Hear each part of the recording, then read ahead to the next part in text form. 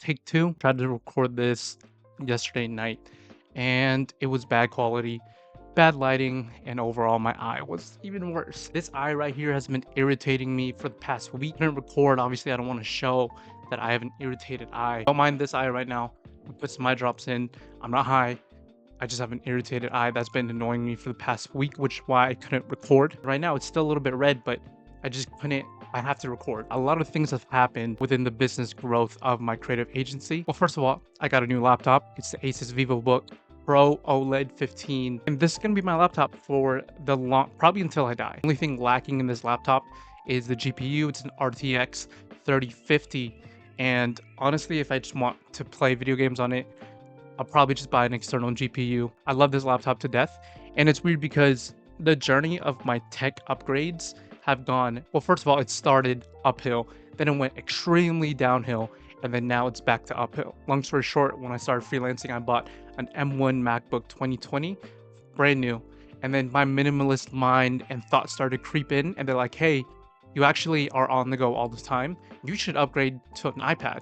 Long story short, I traded that MacBook for not even an M1 iPad. It was like a 2019 MacBook Pro. And then on top of that, for about a full year, I just edited it on my CapCut app, which needs Wi-Fi, so I couldn't even edit on the go. And then that turned into this guy right here. It's Asus Tough 505 VT, which is an all-right laptop, but I've had that for a year now. Honestly, it's a fighter, extremely durable, but I just had to upgrade because my footage and everything on that laptop was so laggy. Long story short, I could have had the M1 Mac. I don't even want to think about it. Anyways, I have the Asus VivoBook Pro OLED 15 now, and I'm gonna have this for the rest of my life. I love you, buddy. I'm looking at it right now. I'll probably show some B-roll after doing some cold emails and cold DMs last week. There had to be an even more efficient way to do cold outreach aside from Apollo.io. Apollo.io is like a stepping stone to doing cold outreach, but there has to be a more efficient way. And I just got fed up. I've been a freelancer for the past 4 years of my life. I know the ins and outs of the basics, but turning this into a creative agency, I don't know shit about. So I was like, I need a mentor. And the reason why I was so hesitant to call this business a creative agency at first is because right now I'm doing everything by myself. I have no one working under me. The only thing I can offer right now is video editing services. But then I came across a guy named Corzo Growth. He's the very first person who I heard the words creative agency from. I knew what services I wanted to provide, but I just didn't know what to call that. I've heard of SMMA to, a freelance video editor, but he just made me realize after analyzing all of his videos how much of commodity everything within the realm of the creative process is. Like me myself as a video editor, I am extremely replaceable. Script writers are extremely replaceable. Videographers, not so much, but it's not hard for someone to record themselves on camera and then turn it into content. So I'd say they're like 50-50. Biggest one is social media marketing and managing. And I've kind of just realized I'm not alone. My girlfriend right now, her and I have talked about it, and she's currently studying a bachelor's degree for marketing. And the most experience that she has within the realm of marketing is social media marketing. And her and I talked it out. She's 100% down to help me, and it's extremely comforting to know I wouldn't want anyone else to work with aside from my girlfriend when it comes to marketing. She's constantly on social media. She knows ins and outs of social media. She's currently learning, and she's in her final year from graduating from marketing. She's teaching me about social media marketing that I'm the type of guy that posts the video without any caption, hashtags, or even a thumbnail. She knows everything and anything about that realm. Now, I do have social media managing experience. I worked for a client for 2 years, managed their YouTube account from 5,000 subscribers all the way up to 80,000 subscribers within 6 months with a $5,000 monthly revenue of ad. But she's teaching me about different platforms such as Instagram, Facebook, TikTok, and Shorts. Yeah, it's just one big part of the puzzle that I'm missing. And she's right there. I love it. I'm gonna have her come into these videos within the near future. There's skills that I have that I'm teaching her, and there's skills that she has that she's teaching me. And it's funny the dynamic between both of us works because, again, it's just one huge part of the puzzle that I'm missing, and vice versa. Taught her about freelancing, and then she does UGC work. Now she's worked with like biggest brands in the makeup industry. Because of the shift of the services that I'm going to provide, I had to redo my creative portfolio, my website, and my overall sales script. And right now I'm doing my website on Canva. It's not the most interactive website creator. I should probably invest in Wix or Squarespace. I'll let you guys know, see how that is in the future. But everything is ready. I also had to come up with a contract and write that contract out. Double check it, double proof check it. Now, the biggest thing that I'm constantly scared about is sales. When I say I hate cold emails and DMs, it's because it's so boring. And then you have the other side of the spectrum in sales, which is cold calling and door knocking. When I first moved to Hawaii, the first thing I applied to was solar sales. I sucked at it. I sucked so bad. Every time the person would open up their door, I would freeze up, stutter on my words. I still stutter with my words, even not talking to someone. And the biggest thing I just know is just repetition. That didn't work out, but it gave me some experience to talk to people. So that's my biggest fault right now. It's just calling people up and offering my services. But the difference is between solar and what I offer now is that I'm actually passionate about offering creative services and turning this into a creative agency.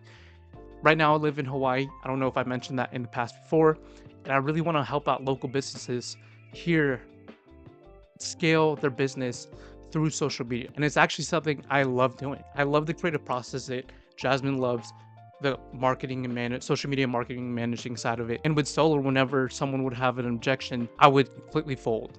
I'd be like, okay, no worries, have a great day. Completely close it off instead of pushing to close a sale. And the biggest thing when it comes to sales is saying what you're selling with conviction. And I feel so much conviction with the services that I provide, as opposed to solar, where it was like, I know I want the world to be a better place, but I don't know anything about solar. I just knew that I made big money. Now with this, I plan to grow this business into something that can potentially make big money instead of offering one single tiny, and that's what I learned from Corzo Growth. The tiny piece, which is video editing, I'm offering the whole package, the whole creative process, and the whole marketing and sales aspect. When it comes to my business and personal social media, I've been posting 2 to 3 times every single day during the weekdays, and I've seen growth. And then my most recent reel on Instagram got 2,100 views, and it's higher than the most views I've ever had on a reel, which is great.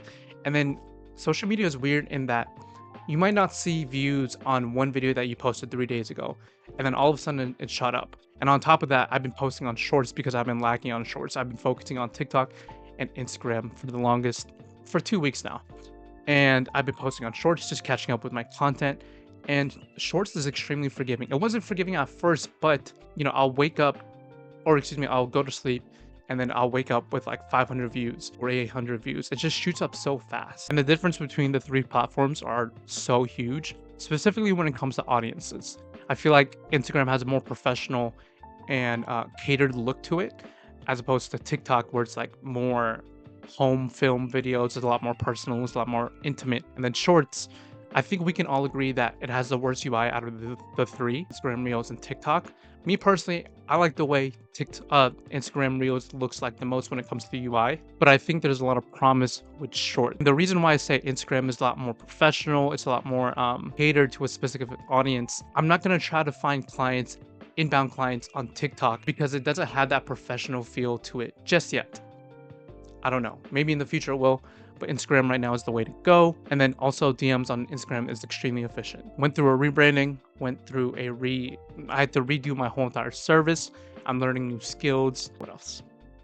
And I just realized the biggest lesson for me was realizing how much of my previous service as an individual, aka a freelance video editor, was such a commodity. And that's the word he used every 5 seconds in his videos. The creative process of it, every individual piece, script writing, filmmaking, videography, video editing, thumbnail creation, that can all be replaced by some kid in the Philippines. And it's always those countries, third world countries like the Philippines, Pakistan, India. When you hear of call center workers, it used to be India that was dominating that space. Now it's Philippines, because Filipinos are amazing at English. It's their second language. They teach it in elementary school all the way up to college. These kids in these countries are extremely talented and they're extremely skillful and creative.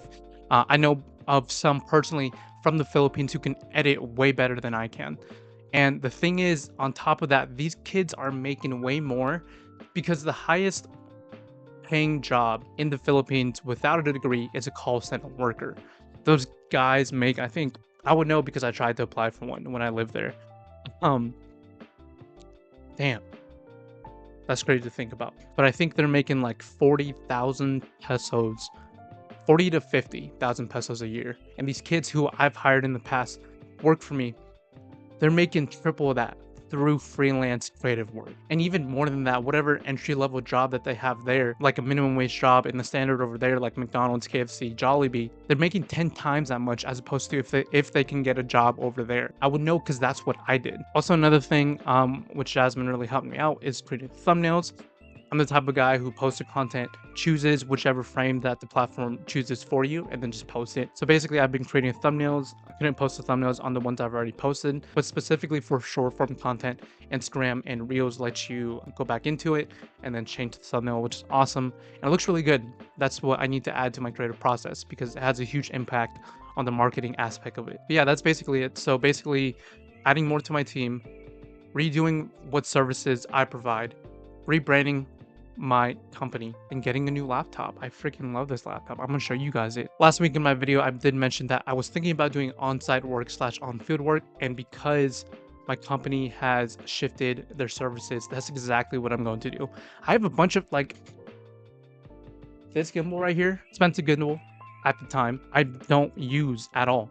And now that I'm going to shoot for my clients, I'm gonna try out my tech before I use it and learn it. I have a drone, I have a gimbal, I have all the lenses I can need. I have 2 cameras, and that's what I'm going to do when I do on-field work. I really am excited for on-field work because it gives me more experience within the creative process. Also, a big thing is how my clients will succeed through my services, which I will go over in a separate video. That's what I have going on this whole entire week, doing cold calls and more outreach, which I am extremely scared about. But yeah, I'll try to do some more day-to-day updates. And yeah, I'll see you guys next week.